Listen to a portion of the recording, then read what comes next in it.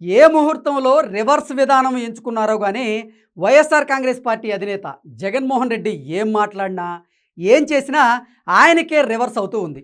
కృష్ణా జల వివాదాల ట్రిబ్యునల్ విషయంలో ప్రభుత్వాన్ని ఇరుకున పెట్టాలని పెద్ద లేఖ రాశాడు జగన్మోహన్ రెడ్డి. అయితే జగన్మోహన్ రెడ్డి ఆరోపించినటువంటి నష్టాల వెనక ఆయన నిర్వాహకమే ఉందని ఆధారాలతో సహా స్పష్టం చేశారు జలవనరుల శాఖ మంత్రి నిమ్మల రామానాయుడు. 2020 అక్టోబర్లో అపిక్స్ కౌన్సిల్ సమావేశం జరిగినటువంటి సమయంలో ఆంధ్రప్రదేశ్ సీఎంగా ఉన్నది వైఎస్ జగన్మోహన్ రెడ్డి. ఆ సమావేశంలో ఆంధ్రప్రదేశ్లోని ప్రాజెక్టుల నీటి వినియోగం మీద సమీక్ష చేయాలని అప్పటి తెలంగాణ ముఖ్యమంత్రి కేసీఆర్ కోరారు. అప్పుడు జగన్మోహన్ రెడ్డి మౌనంగా ఉండడం వల్లే రాష్ట్రానికి అన్యాయం జరిగిందని ఆరోపించారు మంత్రి రామానాయుడు. కృష్ణా జలాల ట్రిబ్యునల్ 2కి సంబంధించినటువంటి నోటిఫికేషన్ 2023లో వచ్చింది. అంటే అపిక్స్ కౌన్సిల్ సమావేశంలో తీసుకున్నటువంటి నిర్ణయం గెజిట్ రూపంలో రావడానికి 3 ఏళ్ళు పట్టింది. ఈ 3 ఏళ్ళు సీఎంగా ఉన్నది కూడా జగన్మోహన్ రెడ్డే. కృష్ణా జలాలపై పొరుగు రాష్ట్రాల రాజకీయాలను అడ్డుకునేటువంటి ప్రయత్నం కూడా జగన్మోహన్ రెడ్డి చేయలేదు.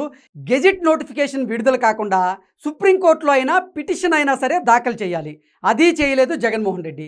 పోనీ నోటిఫికేషన్ వచ్చిన తర్వాత అయినా రాష్ట్ర ప్రయోజనాలకు నష్టం కలుగుతోందని ప్రధానమంత్రిని కలిసి అభ్యంతరమైనా తెలియజేయాలి, అదైనా చేశారా జగన్మోహన్ రెడ్డి అంటే అది కూడా చేయలేదు.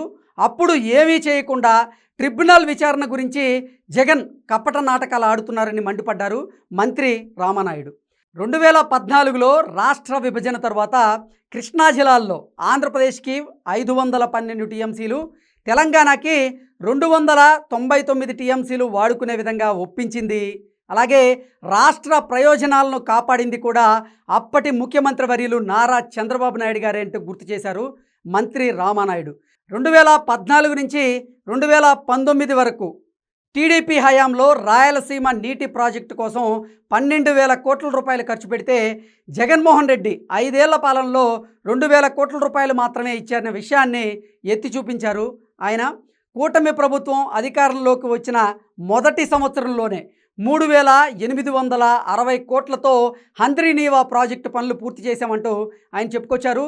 రాయలసీమలో ఉన్నటువంటి రిజర్వాయర్లు, చెరువులు కూడా వేసవిలోనూ నిండుగా ఉండడం వెనక ముఖ్యమంత్రి చంద్రబాబు గారి కృషి ఉందని తెలిపారు ఆయన.